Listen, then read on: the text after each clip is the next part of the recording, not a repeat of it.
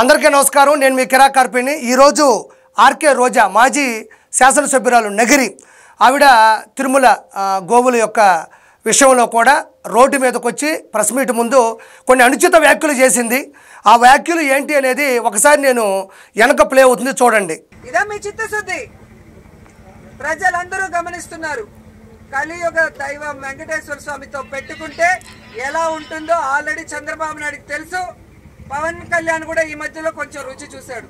కాబట్టి ఎప్పుడు దేవుడితో పెట్టుకోవద్దండి.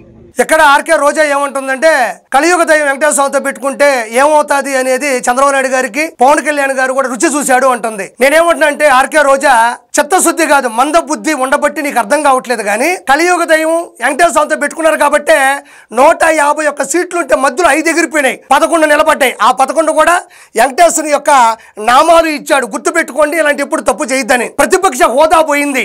ఈ రోజు అసెంబ్లీలోకి కూడా రాకుండా యలహంక ప్యాలెస్ లో దాక్కునే నీచ స్థాయికి కూడా జగన్మోహన్ రెడ్డి ఈరోజు నిలబడిపోయాడు, బయట దాక్కుంటున్నాడు. ఇంకొక విషయం చెప్తున్నాను రోజా, 45,004 ఓట్లతో నువ్వు డిజాస్టర్గా గాలి భానుప్రకాష్ నాయుడు గారి మీద ఓడిపోవడం జరిగింది. ఎంత నీచమైన మనసు నీది అంటే 2 పిల్లలు నీకు ఉన్నారు, వాళ్ళను కూడా దృష్టిలో పెట్టుకోకుండా ప్రజలందరూ గమనిస్తున్నారు అంటున్నావు. గమనించేది ఇలాంటి విషయాలు. ఒక ఆడ మనిషిగా అయ్యుండి ఒక బిడ్డకి ఒక అగ్ని ప్రమాదంలో చిక్కుకుంటే ఎంతో ఇబ్బందులు పడితే చివరిగా ఆ బిడ్డ ఆ వెంకటేశ్వరుని ఆశీస్సులతో బయటపడ్డాడు, ఆరోగ్యంగా ఉన్నాడు. ఆ తల్లి పవన్ కళ్యాణ్ గారి సతీమణి కూడా బిడ్డకి నయం అయితే నేను వెంకటేశ్వరుని సన్నిధిలోకి వచ్చి నేను డబ్బులు డొనేట్ చేసి అన్నదానం చేస్తాను, తలనీలాలు ఇస్తాను చెప్పడం జరిగింది. వెంటనే ఆవిడ డిక్లరేషన్ ఫామ్ మీద సంతకం పెట్టి 15 లక్షల రూపాయలు కూడా ఇచ్చి అన్నదానంలో వాళ్లే పాల్గొని తలనీలాల సాక్షిగా ఆ దేవుని ఆశీర్వాదాలతో కూడా అన్నదాన ప్రసాదాన్ని వడ్డిస్తూ ఉన్నారు. వెంకటేశ్వర స్వామిని ప్రేమించడం అంటే ఇది కదా, సనాతన ధర్మాన్ని నిలబెట్టడం అంటే ఇది కదా. జగన్మోహన్ రెడ్డి లాగా ప్రసాదం ఇస్తే టిష్యూ పేపర్ లో అక్షింతలు వేస్తే తల మీద చేసుకుంటే ఎదిరించడం, అదేవిధంగా తీర్థం ఇస్తే ఇటు నుంచి ఎలా తీసుకొని ఎలా వెనక్కి అక్షింతలు కానీ తీర్థాన్ని కానీ తలకు తగలకుండా యూపు మీద వేసుకోవడం అనేది ప్రజలు ఆ రోజుల్లో కూడా చాలా ఆశ్చర్యానికి లోనైనారు. నువ్వు ఆ రోజుల్లో కూడా చాలా నీచంగా మాట్లాడినావు. పవన్ కళ్యాణ్ నిలబడ్డ 2 చోట్ల ఓడిపోయాడన్నావు.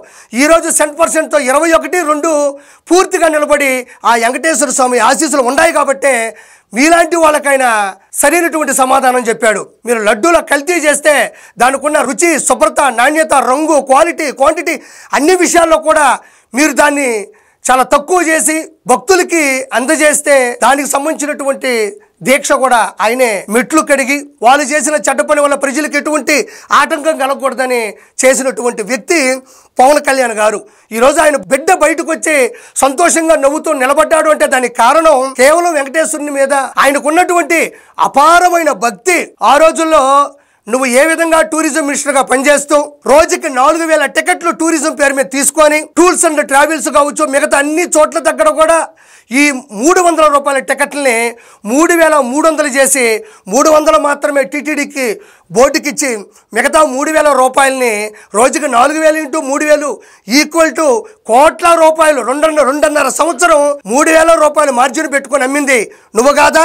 అలా ఎన్ని కోట్ల రూపాయలు నువ్వు పెద్దిరెడ్డి రామచంద్రారెడ్డి సంపాదించారన్నది ఈరోజు ఆధారాలతో కూడా ఉన్నాయి. ఆ రోజుల్లో కూడా నువ్వు 100 మందిని బస్సుల్లో కానీ కారులో కానీ వేసుకొని పైకి తీసుకెళ్ళి ఒక్కొక్క పేపర్ మీద 20 మందికి మంచి మంచి దర్శనాలు ఇప్పించాం.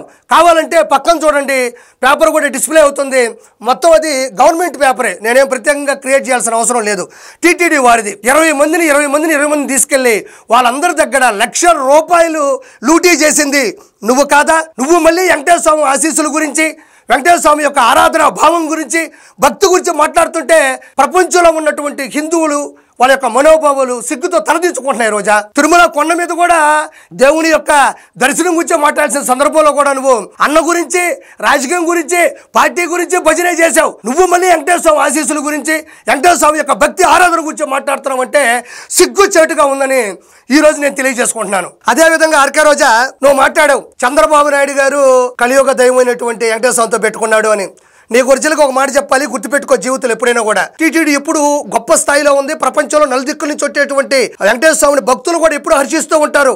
చంద్రబాబు నాయుడు గారు పరిపాలనలో టీటీడీ అనేది చాలా గొప్ప స్థాయిలో ఉంటుందని చాలాసార్లు కూడా చెప్పారు. నీకు విషయం చెప్తా, గుర్తుపెట్టుకో. చంద్రబాబు నాయుడు గారి గురించి నువ్వు మాట్లాడుతూ ఉండవు. అల్పిరి దుర్ఘటనలో ఎగిరిపడ్డా, నెత్తుటి మరకలతో నిలబడ్డా, ఏమాత్రం జంకకుండా జింక పిల్లలా పరిగెడుతూ ఈ రోజుకి 75 సంవత్సరాల దరిదాపులు ఉన్నప్పటికీ కూడా ప్రజల మద్దతు రాజ్యసమైనటువంటి రాజకీయం చేస్తున్నారంటే దానికి కారణం ఆ వెంకటేశ్వరుడు, ఆ శ్రీనివాసుడు, ఆ గోవిందుడు. దీని గురించి ప్రత్యేకంగా చెప్పక్కర్లేదు. ఇంకోటి గుర్తుపెట్టుకో, 3 పదుల వయసులో మంత్రి, 4 సార్లు ముఖ్యమంత్రి, 8 సార్లు ఎమ్మెల్యేగా నిలిచి గెలిచి ప్రజల మద్దతుతో ఈ రోజుకి చరిత్రలో నిలబడే రాజకీయం చేస్తున్నాడంటే కారణం ఆ వెంకటేశుని ఆశీస్సులు, ఆ గోవిందుని ఆశీస్సులతోనే ఆ మహానుభావుడు ముందుకెళ్తున్నాడు. అన్న ఒక్కసారి గెలిచాడు, లక్షల కోట్లు లూటీ చేసి ఈరోజు రాష్ట్రాన్ని అధోపాతాళానికి తొక్కి ఆంధ్రప్రదేశ్ రాష్ట్ర ప్రజల్ని ఎంత దుర్గతి పాలు చేశాడో ప్రజలకి తెలియదా? అందరికీ తెలిసే కదా తమకు ఓట్లయింది. వెంకటేశ్వరుని సన్నిధిలో చేయాల్సినటువంటి గొప్ప గొప్ప కార్యక్రమాలన్నింటినీ కూడా ఇంటి దగ్గర సెట్ చేసి తాడేపల్లి ప్యాలెస్ లో సత్యమణి భారతి గారిని పక్కన కూర్చోబెట్టి సినిమా ఆర్టిస్టులు తీసుకొని వచ్చి సినిమా పాటలు పాడించి డాన్సులు వేయించి భజన చేయించుకుంది ఎవరు? రోజా? జగన్మోహన్ రెడ్డి కాదా? అందుకు కాదా మనకు 11 వచ్చింది. ఈ రోజు కుటుంబం చిన్నాభిన్నం అయిపోయింది. సొంత చెల్లి, కన్న తల్లి, బాబాయి ఏ ఒక్కరూ కుటుంబంలో లేకుండా చిన్నాభిన్నం అయిపోయినారంటే కారణం ఆ వెంకటేశ్వరు యొక్క ఏసడింపులు, ఆయన ఆశీస్సులు లేకపోవడం కాదా రోజా? చంద్రబాబు నాయుడు గారు ఆయన సతీమణి భువనేశ్వర్ గారిని వెంట పెట్టుకుని పట్టుచీర పట్టుకుని పూజారుల సాక్షిగా, పురోహితుల సాక్షిగా ఆ వెంకటేశ్వరికి, గోవిందునికి పట్టు వస్త్రాలు అందిస్తుంటే మనం మాత్రం డిక్లరేషన్ ఫామ్ మీద సంతకం పెట్టకుండా ఏదో జనాలు చూస్తున్నారు, ఏదో వెళ్ళాలి కాబట్టి. మనం క్రిస్టియనం కదా, మనం ఎందుకు లడ్డు తింటాం, మనం ఎందుకు అక్షంతలు వేయించుకుంటాం? పైకి వెళ్ళి దొంగ నాటకాలు ఆడి కిందకు వచ్చేది ఎవరు? జగన్మోహన్ రెడ్డి కాదా? అందుకు కాదా 11 వచ్చింది. ఈ రోజుకి కూడా చంద్రబాబు నాయుడు గారు పైన శ్యామలారావు గారిని ఈవోగా, బిఆర్ నాయుడు గారిని చైర్మన్ గా పెట్టారు.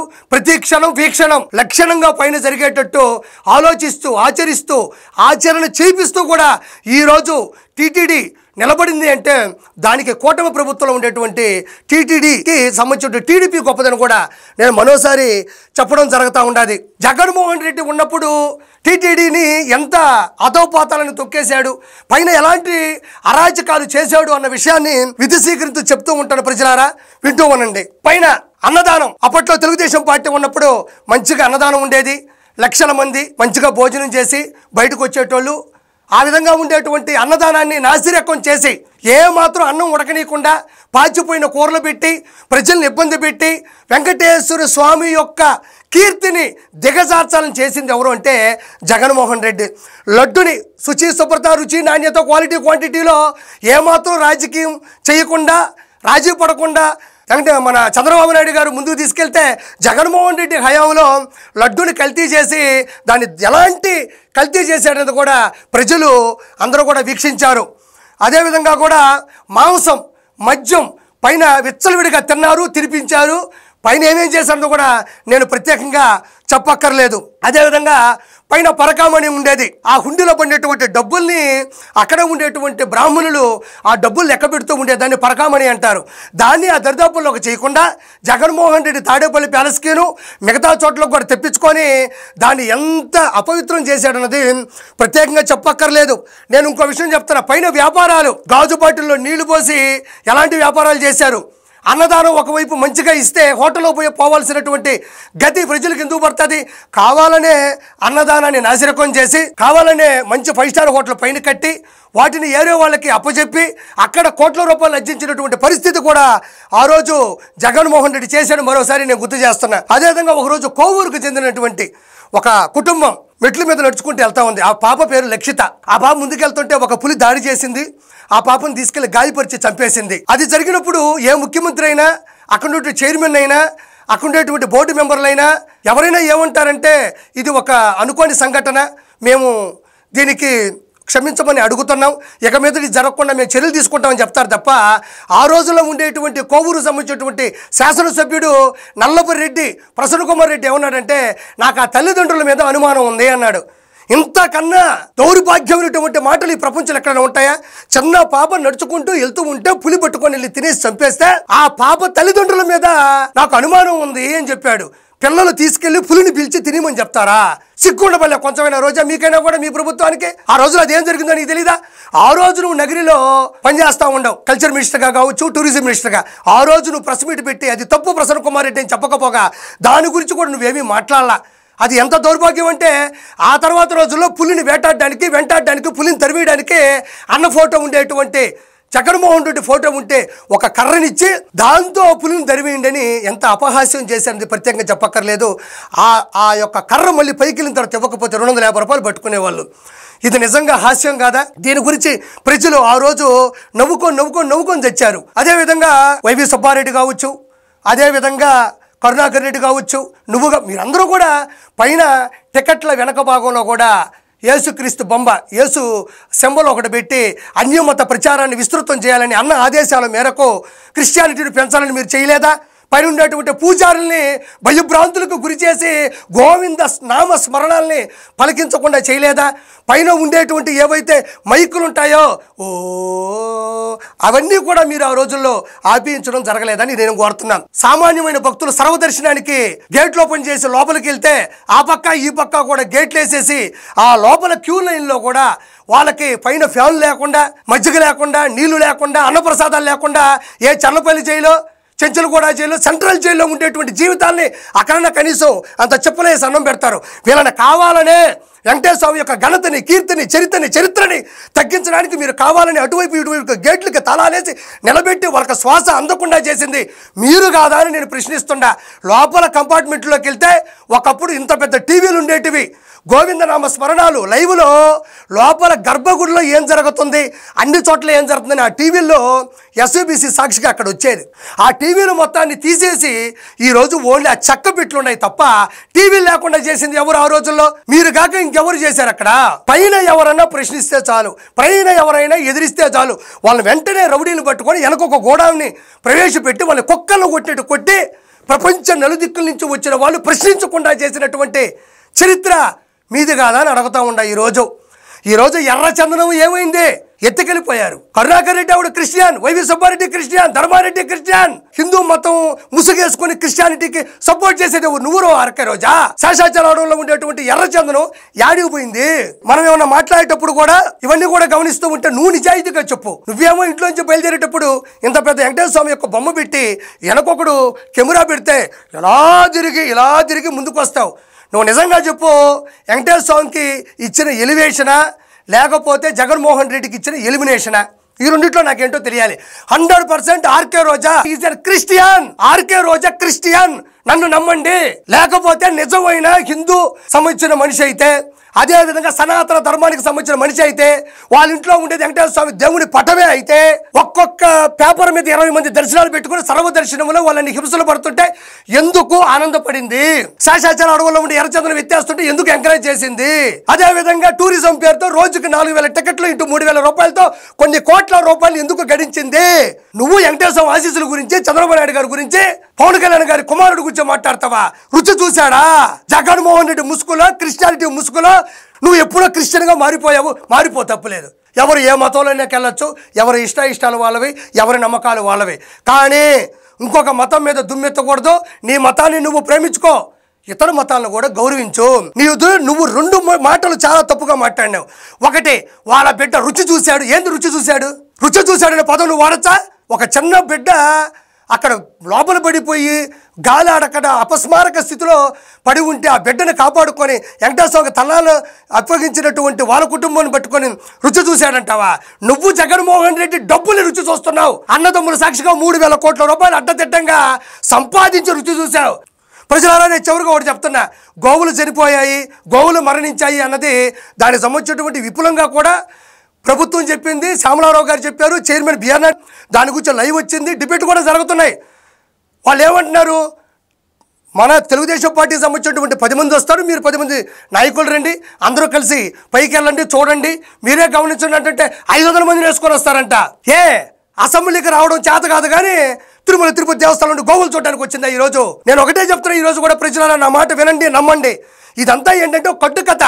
ఆ రోజు కూడా ఎవరో ఒక వ్యక్తికి ఆయన అపస్మారక స్థితిలో లోపల ఒక హాస్పిటల్లో ఉంటే చూడాల్సింది 2-3 కదా చూడాలి. మీ సాక్షి ఛానల్ ఉంది కదా, మీ సాక్షి పేపర్ కూడా ఉంది కదా, చూడొచ్చు కదా, నిజాలు బయట పెట్టచ్చు కదా, రావద్దని ఎవరు చెప్పలేదు కదా. ఆ రోజు కూడా 100 మందిని లోపల తీసుకొచ్చి వాళ్ళకి మరింతగా గాలి ఆడకుండా చేసి ఎలక సెలైన్ బ్యాటిల్ని పక్కకు తీసుకెళ్ళిపోతున్నారు. ఎందుకు? ఆ సెలైన్ బాటిల్ తీసుకెళ్తే ఇంకేదన్నా జరిగితే అన్న వస్తాడు, అక్కడ ఏదన్నా శవం తగిలితే అన్న వస్తాడు. అన్నక శవం అంటే సెగం ఎక్కిపోతే అతను బతుకున్నాడు. అది వైఎస్ఆర్ ప్రభుత్వానికి నచ్చదు కదా. జలాలు పోగేసి గాలి ఆడకుండా సెలైన్ బాటిల్ కేవలం ఈ టీటీడీ అంటే పైన తిరుమల దేవస్థానం ఉన్నటువంటి గోవుల దగ్గర కూడా 500 మంది వస్తారు. ఎందుకంటున్నారంటే ఒక 10 మంది ఇక్కడ చూస్తూ ఉంటే ఒక 490 మంది పక్కకెళ్ళి గోవులు హింసిస్తారు, అక్కడ అలజడి క్రియేట్ చేస్తారు, జనాలతో రద్దీ క్రియేట్ చేస్తారు.